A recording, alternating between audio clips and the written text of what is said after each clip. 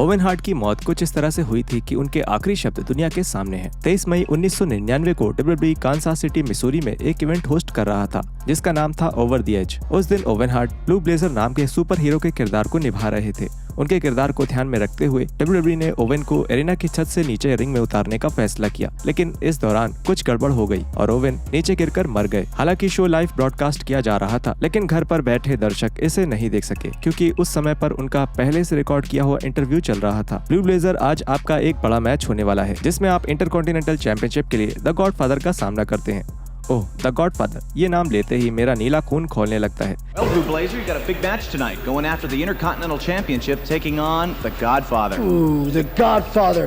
Just saying his name makes my blue blood boil. लेकिन ये oven के आखिरी शब्द नहीं थे। मरने से पहले अपनी जिंदगी के आखिरी सेकंड्स में ओवेन हार्ट ने ये दिखाया कि असल में वो कितने महान थे।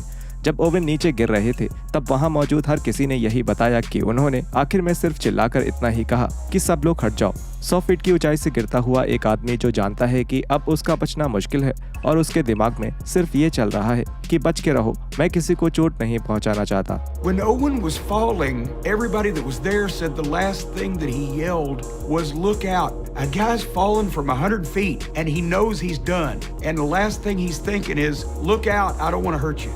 ब्रे वाइट की अचानक हुई मौत ने रेसलिंग की दुनिया को हिलाकर रख दिया था। बीमारी के चलते 6 महीने तक WWE से गायब रहने के बाद 19 अगस्त 2023 में सामने आया कि ब्रे जल्द ही WWE में वापसी कर सकते हैं। सिर्फ 5 दिनों बाद ही फैंस की खुशी दुख में बदल गई जब ये खबर सामने आई कि 36 साल की उम्र में हार्ट अटैक के कारण ब्रे ने दुनिया को अलविदा कह दिया। ब्रे वाइट की सोशल मीडिया में पोस्ट की हुई आखिरी वीडियो में ब्रे ने ये कहा था, मैं उम्मीद करता हूँ कि मेरी बात सुन रहा हर इंसान मेरी ये बात माने, जिससे आप प्यार करते हैं उनके साथ अच्छा व्यवहार करें और उन्हें हमेशा ये याद दिलाएं कि वो आपके लिए कितनी अहमियत रखते हैं, क्योंकि कुछ भी हमेशा नहीं रहता। इतना कुछ देने के लिए आपका शुक्रिया। Everyone out there that's hearing this, I hope you take this from me. Be good to the ones you love. Always remind them about that and how much they mean to you, because nothing is forever. Thank you for everything, guys. ब्रे की मौत से पहले white family के एक और सदस्य ने अचानक इस दुनिया को अलविदा कह दिया था। दिसंबर 2019 में ल्यूक हार्पर को उनके WWE कॉन्ट्रैक्ट से बाहर कर दिया गया था, जिसकी मांग उन्होंने 8 महीने पहले की थी। लगभग 3 महीने बाद हार्पर ने AEW में अपना डेब्यू किया, जहां उनका नाम ब्रोडी ली था, लेकिन AEW में वो ज्यादा समय नहीं बिता सके। उसी साल अक्टूबर में वो चोट के कारण रेसलिंग से दूर हो गए और बदकिस्मती से वो कभी वापस नहीं आ सके। 26 दिसंबर 2006 को ब्रोडी ली ने दुनिया को अलविदा कह दिया। उनकी मौत का कारण इडियोपैथिक पल्मोनरी फाइब्रोसिस को बताया गया। ब्रोडी की मौत के कुछ दिनों बाद उनकी पत्नी ने उनके आखिरी टेक्स्ट मैसेज दुनिया के सामने रखे, जो ब्रोडी ने अपनी पत्नी को भेजे थे। उन मैसेजेस में ब्रोडी ने बताया कि वो अपनी पत्नी से कितना प्यार करते हैं और उन्होंने उनके फ्यूचर को लेकर क्या प्लान्स बनाए हैं। शैड गैस्पर्ड का WWE करियर बहुत शानदार नहीं था, लेकिन जिस फैसले के कारण उनकी मौत हुई वो किसी भी चैंपियनशिप को जीतने से ज्यादा महान था। मई 2020 में शैड और उनका 10 साल का बेटा कैलिफोर्निया के वेनिस बीच पर स्विमिंग कर रहे थे, लेकिन वो तेज लहरों में फंस गए और कोस्ट गार्ड्स उन्हें बचाने के लिए आए। इसी समय पर शैड ने अपने आखिरी शब्द कहे, मेरे बेटे को बचाओ, मेरे बेटे को बचाओ। गैस्पर के बेटे को कोस्ट गार्ड्स ने बचा लिया, लेकिन इससे पहले कि शेड को बचाया जाता वो लहरों में गायब हो गए। 3 दिन बाद इस WWE रेसलर की बॉडी किनारे पर आ गई। 2000 के दशक में WWE के फैंस रहे लोगों को उमागा जरूर याद होंगे। इतना छोटा WWE करियर होने के बावजूद भी सामोअन बुलडोजर ने रोस्टर में बिताए अपने 3 साल में जॉन सीना, ट्रिपल एच, केन और सीएम पंक जैसे रेसलर्स के साथ लड़ते हुए बहुत सफलता पाली। साथ ही उमागा ने इंटरकॉन्टिनेंटल चैंपियनशिप भी जीती, जिससे आगे जाकर उन्हें रेसलमेनिया के मशहूर बैटल ऑफ बिलियनियर्स मैच में भी जगह मिली। लेकिन जून 2009 में उमागा को उनके WWE कॉन्ट्रैक्ट से बाहर कर दिया गया, क्योंकि उन्होंने वेलनेस पॉलिसी के नियम तोड़े थे और रिहैब से भी इनकार कर रहे थे। WWE से बाहर जाने के बाद उमागा ने रेसलिंग जारी रखी और इंडिपेंडेंट सर्किट में काम करते रहे। हालांकि सामोअन बुलडोजर WWE में 2010 के रॉयल रंबल के साथ वापसी करने वाले थे, लेकिन ऐसा नहीं हो सका। 4 दिसंबर 2009 को उमागा को उनके घर में बेहोश पाया गया। हॉस्पिटल ले जाने के बाद ये सामने आया कि उमागा को हार्ट अटैक आया था। लाइफ सपोर्ट पर रखे जाने के बाद इस WWE रेसलर को एक और हार्ट अटैक आया, जिसने उनकी जिंदगी छीन ली। मौत के बाद उमागा की पत्नी और 4 बच्चे अकेले हो गए। उमागा के बेटे सिला फाटू ने अपने पिता की आखिरी यादें अपने YouTube चैनल पर शेयर की। मैं और मेरे पिता वीडियो गेम खेल रहे थे। हम असल में उस साल का रॉ वर्सेस स्मैकडाउन ही खेल रहे थे। मैं उन्हें गेम में मार रहा था और वो गुस्सा कर रहे थे। उसके बाद मैं सोने गया, क्योंकि अगले दिन मेरा स्कूल था। मेरी माँ ने कहा कि तुम्हें अब सोना चाहिए, गेम बंद करो। अंत में उन्होंने कहा कि ठीक है बेटा, मैं तुमसे कल मिलता हूँ, मैं तुमसे प्यार करता हूँ, मैंने उन्हें गले लगाया और ये मेरे और मेरे पिता के बीच आखिरी बात थी। It was me and my dad playing a video game, and we was actually playing that year's Raw versus SmackDown, and I was just beating him. He used to get mad. After that, I had to go to sleep. I had school the next day. My mom was like, "Hey, you gotta go to sleep. Turn the game off." The last time he just told me, "All right, son, I'll see you tomorrow. I love you." Gave him a big hug. Yeah, that was like the last interaction that I had with my dad. Ashley Massaro के WWE wrestler बनने का सफर बाकी सबसे काफी अलग था।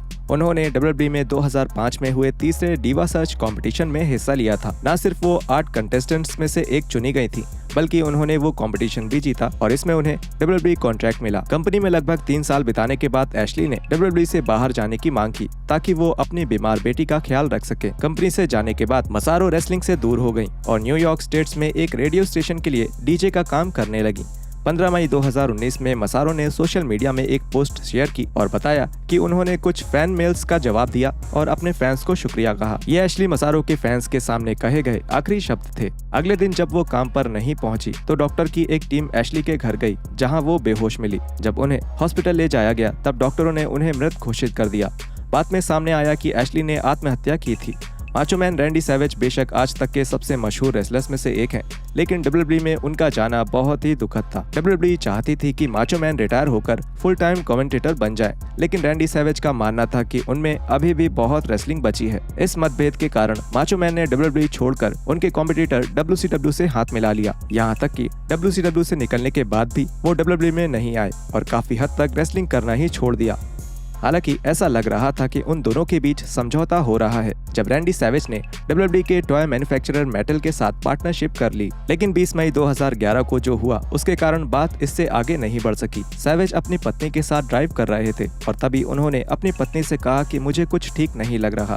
इसके बाद सैवेज को हार्ट अटैक आया और उनकी गाड़ी का एक्सीडेंट हो गया। माचो मैन की पत्नी को छोटी मोटी चोट आई, लेकिन बदकिस्मती से सैवेज नहीं बच सके। उनकी मौत का कारण हार्ट अटैक ही बताया गया। एक हैरान कर देने वाले इत्तेफाक में अपनी मौत से एक रात पहले रैंडी सैवेज अपने भाई के साथ थे और माचो मैन ने अपने भाई से कहा कि वो अच्छा महसूस नहीं कर रहे हैं और उन्होंने यह भी कहा कि उन्होंने एक बेहतरीन जिंदगी जी है।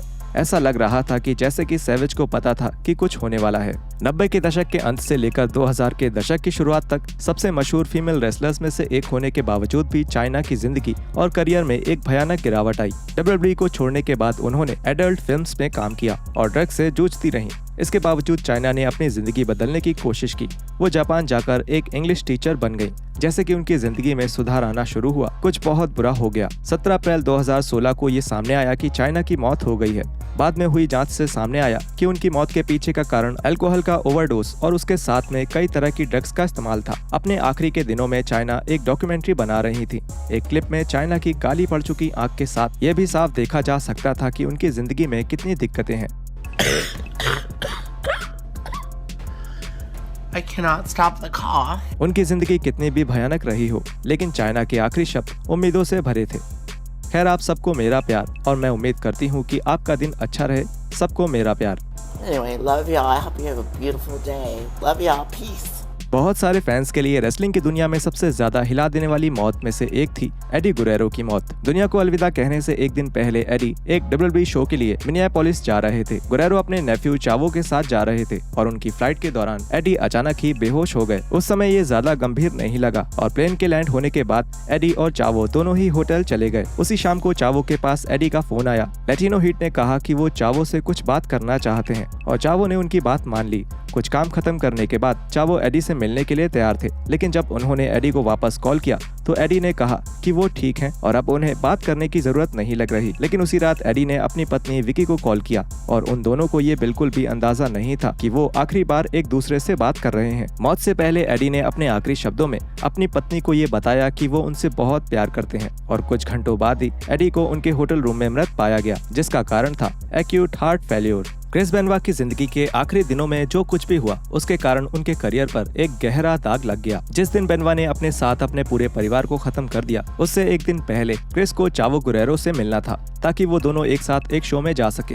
हालांकि बेनवा ने चावो को कॉल किया और बताया कि वो उनके साथ नहीं आ रहे क्योंकि बेनवा के मुताबिक उनके परिवार को फूड पॉइजनिंग हो गई थी। इसके बाद क्रिस बेनवा ने अपने आखिरी शब्द कहे।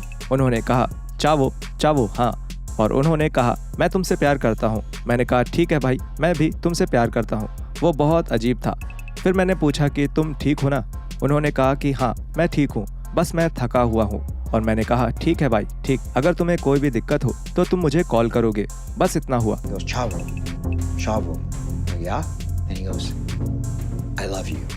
And I'm like, okay, brother, I love you too, man. That was weird. And I go, are you okay? He's like, yeah, I'm okay, man. I'm just really tired. I said, okay, man. Okay, well, you can call me if you need to get any problem. So then, that's it. इसके बाद जिस दिन Chris बेनवा की मौत हुई, उसकी सुबह बेनवा ने चावो को टेक्स्ट मैसेज भेजा जिसमें लिखा था, कुत्ते पूल एरिया में है, गैरेज का साइड डोर खुला हुआ है। साथ ही एक और मैसेज किया जिसमें लिखा था, मेरा फिजिकल एड्रेस 130 ग्रीन मेडो लेन, फेटवेल, जॉर्जिया 30215 है। ये क्रिस बेनवा के आखिरी मैसेजेस थे जो कि उन्होंने भेजे थे। जब पुलिस वहां पहुंचकर बेनवा के घर की जांच करने लगी तो उन्हें एक बाइबल में एक नोट मिला जिसमें लिखा था, मैं इस धरती को छोड़कर जाने की तैयारी में हूँ। मरने से एक दिन पहले दी अल्टीमेट वॉरियर ने ऐसा कुछ कहा था जिसे सुनकर लगता है कि वो अपनी खुद की मौत की भविष्यवाणी कर रहे हैं। इसे सुनने के लिए स्क्रीन पर दिख रही वीडियो पर क्लिक करें।